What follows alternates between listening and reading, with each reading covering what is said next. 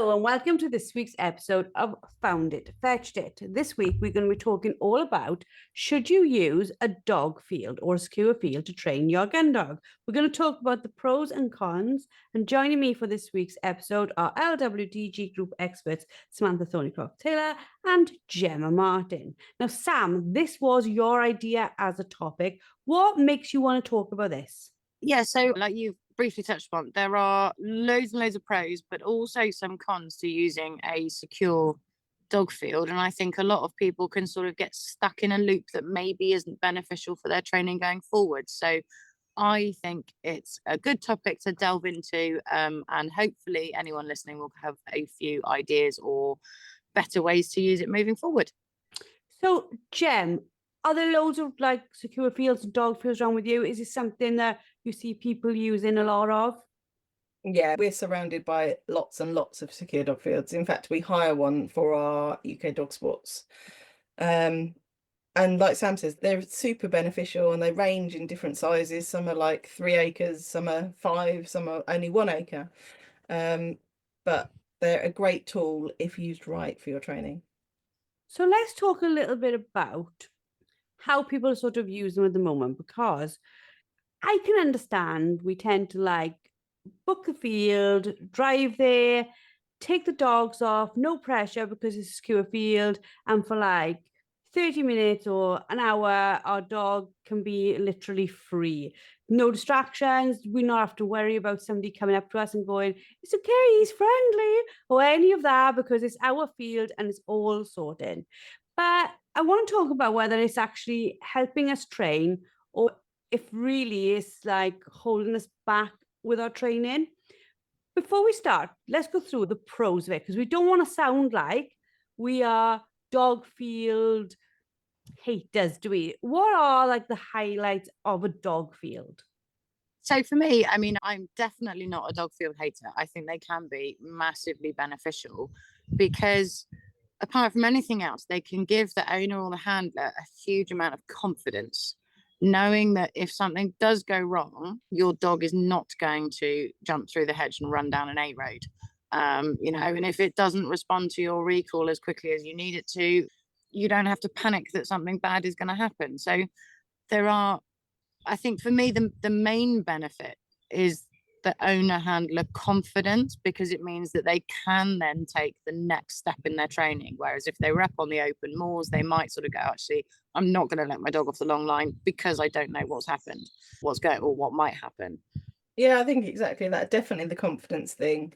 It gives you the ability to manage distractions in the environment as well, because you know that someone's not just going to pop around the corner with their dog, or their dog's going to invade your training session, things like that.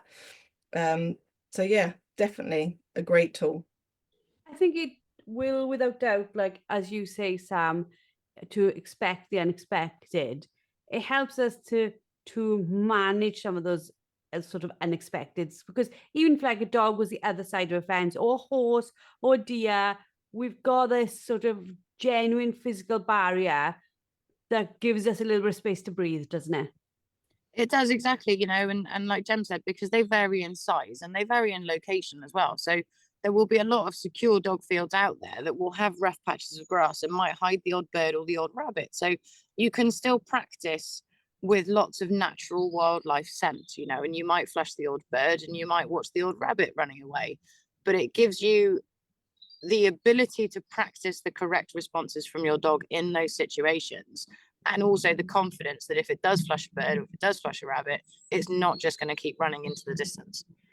I think for some though, and do you see this, Gem, it's a case of like, for the first time, they've been able to like truly enjoy a walk. Because if I think about it, like on Dad's farm, okay, they weren't secure fields, dogs could have got out if they wanted to, but it gave us these boundaries that the public didn't come into on the most. So we felt a little bit safe to walk the dogs. And I've certainly seen the difference since we haven't had access to that and I've had to use more public spaces.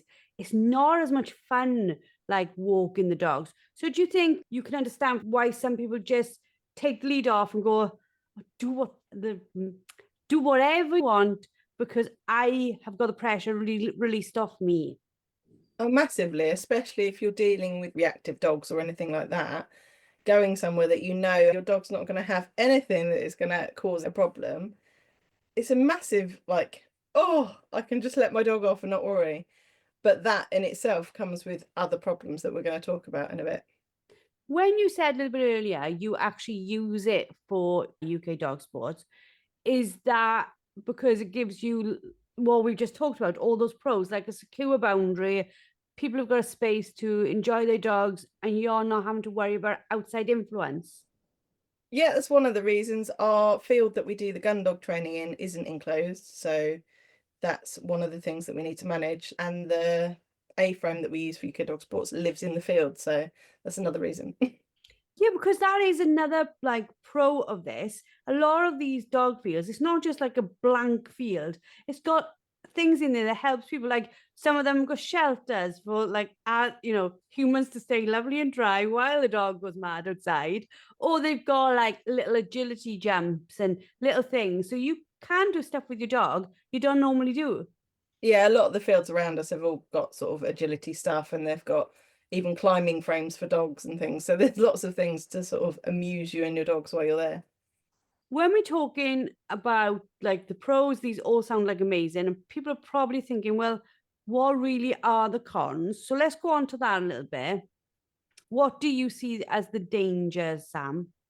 For me, the biggest downside to a secure dog training field is what you mentioned, is the fact that people will go into them and they take a huge sigh of relief and they go, right, I'm going to let my dog off.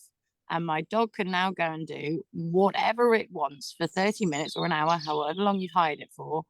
And all they've got to worry about is getting the dog back at the end. In that situation where the dog is safe, it is also practicing, rehearsing behaviors that are undesirable for when it's in the free wide world, you know. So if it spent that 30 minutes running around, not paying you any attention, not listening to any commands you're giving it, and just having the time of its life, it's going to think that that is what happens when it's off lead. It's not necessarily going to learn that it might be able to do that in that field with those four fences, but it can't do it when you're walking across the lakes or along a public footpath. So I think it's finding that balance between using them for the benefit of the ongoing training so that you're not having to go to a secure field forevermore. Amen. What other sort of cons do we see, Jem? Is it a case of like not just this false sense of progress, but like maybe like comfort zones? Is it like people are like, oh, it's so good in here, I'm never going back out? Yeah, and you do run that risk of thinking, actually, my dog behaves really well in here. And let's be honest, after your dog's been to a secure field 2 or 3 times, they know full well that there are boundaries to that field, so they can only go so far. And quite often you get this false sense of security that your dog's doing really well and it's listening and it's coming back. And then you take them out and they go, well, hey, we're not in the secure field anymore. I don't have boundaries. I can go further. So it's noticing that, not getting stuck in that comfort zone of going, oh, it's going really well, I'm going to stay here forever, or it's going really well, I'm going to take it outside straight away and expect the same behaviors. And also, because there are so many secure fields, there's ones with woods, there's ones with water, there's ones with all sorts of different things. Make use of all of them and go and proof your training in those different environments, so your dog doesn't just get sort of pen wise. It doesn't think, oh, well, I'm here, I'm going to behave. It's a bit like dogs that get long line wise. The same thing can happen in those secure fields. I think as well, like when we talk about pen wise, unless you're the type of person who gets out of the car and walks the entire perimeter every single time you take your dog on a lead to make sure there's no breaks in the perimeter, nothing's happened. I've seen it where somebody's been the one side of the pen and the dog has like found a little hole, got under, and is now free in the world. And the human is almost trapped because they're like, I've got to run back to the other side. I've got to get out the gate to go and get this dog back. And that's got to be a bit of a terrifying moment for an owner. Even though they are secure fields, you've got to check they're secure around you and that there's no risks in them. I mean, in theory, they should be checked most days by the people that run them because they're advertised as secure fields. So you would like to hope that if you let your dog loose in one of these fields that they're not going to find a hole. So generally, on the whole, the fencing is pretty good. It's usually dug into the ground and things like that. And they are pretty secure. But yes, I can imagine that would be a terrifying moment for someone. When we talk about as well, like go try this one, go try that one, and they are incredibly beneficial, and we're going to go on to like how we can use them to our benefit in a sec. There is an expense of all this though, isn't it? Because like you are literally taking your dog out most days. If you're using secure fields most days, it's probably costing you somewhere between like 50 to £100 a week to walk the dog. Yeah, I think most around us are probably about £10 to £20 an hour, depending on how many dogs you take in. Are they roughly the same around you, Sam? Yeah, I think they are. Like you say, Joe, you either fall into a trap of going, well, I've got to go there every day and it is costing you a fortune, or you sort of go, okay, well, I can't justify the expense every day. So what I'm going to do is I'm going to keep my dog on a short lead 6 days a week. And on that 7th day, I'm going to take it to that field and then give it this massive blowout and it can run around and do what it likes. Yeah, definitely. I can see that happening. And I can understand, people enjoy that security, especially if you've got a dog that's really hard to handle in the real world, shall we say, and you can't take it off lead, and you can't do all these things. It must feel fabulous, but there is these sort of negatives that we've discussed. So moving the episode on, how can we make a field work for us? If I've booked one today, what could I do that's going to be so great for my dog rather than encouraging it to learn behaviors that we don't want in another field? So I think for me, if I've got a dog client that I've been working with, had no recall or it's practiced previously chasing wildlife into the distance. So we've maybe put it on a long line and we've used guided learning and sort of, taught it the correct response to a recall with use of the long line. A secure field can be a natural next step. And it gives you the opportunity to test the waters. So you could go in there and you could maybe do exactly the same exercises you've been doing with the long line and still use the long line for the first couple. And then you go, okay, well, now what I'm going to do is I'm going to let go of the long line, or I'm going to take the long line off. And I'm going to practice the repetition of the correct behaviors, knowing that if it does all fall apart, about to end, because so it's just an extra layer of security for me, but always bearing in mind that when you are using them, you always want to use them with your future goal in mind. If your goal is to be able to have that decent recall wherever you are, you have to make sure you're practicing that within the secure field as well.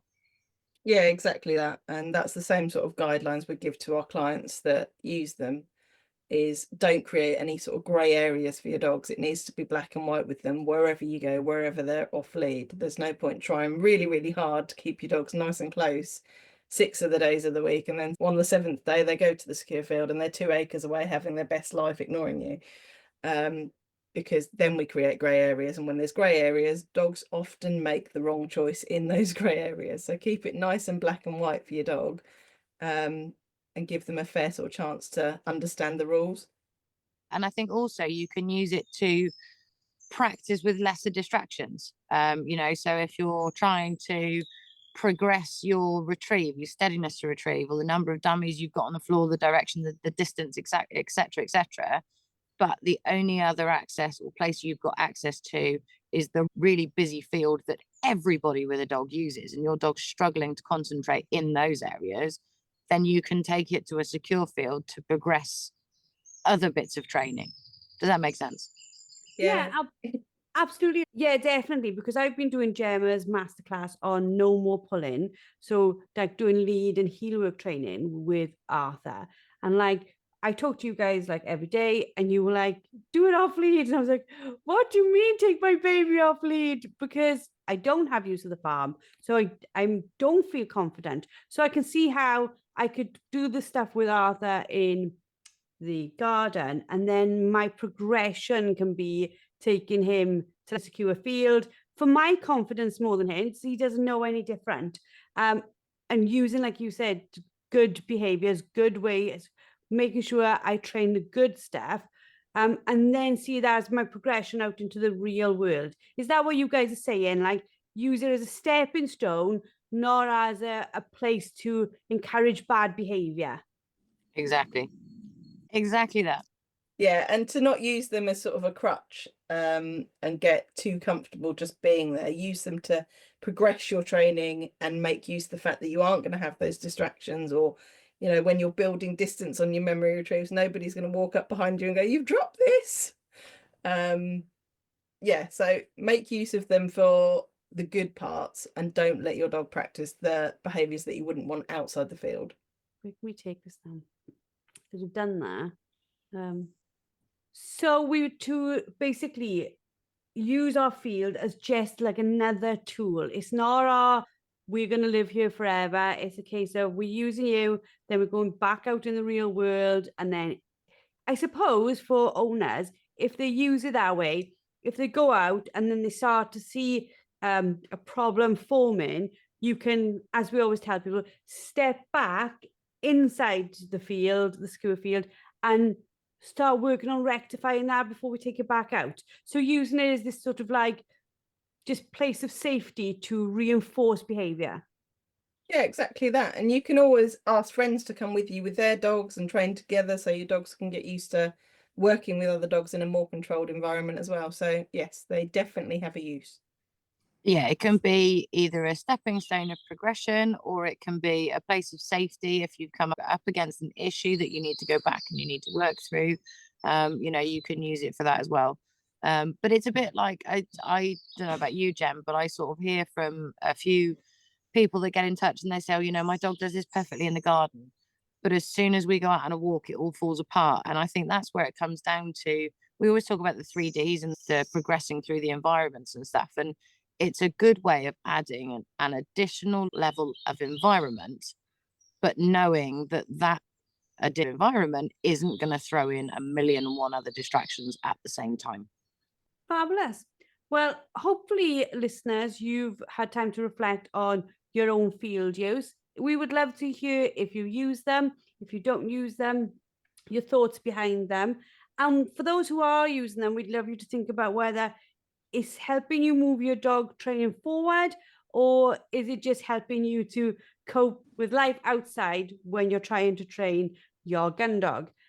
You are not alone in feeling unconfident in the normal world, because I, especially with new pup, I'm starting to definitely feel like, oh, where should I take him? What should I do? Because I'm very conscious of all the things that could and may go wrong. So please take on board what the experts have said, and I will take it on board too, and we will try to move forward together. If you have an older dog and you are finding them difficult to handle, please make sure you get our Calm Dog Blueprint. It's a fabulous structured support tool to help you calm yourself, calm the dog next time you step outside the front door. You can find that you can download it today at ladiesworkingdoggroup.com/calm dog blueprint. That's /calm dog blueprint. And you can get your instant access PDF right away. Thank you, ladies, for another amazing podcast. When we started looking at this topic, I was like, what are we going to talk about? But there is loads to talk about around this, and it has been really, really informative. Is there any sort of top tips you want to give for using fields to our listeners? I think for me, it's basically make sure that everything you're doing inside that field is beneficial to your training progression and life with your dog moving forward. Don't ever practice behaviors in there that you don't want to see out of there. Fabulous. We hope you all enjoyed, and we shall see you all next episode.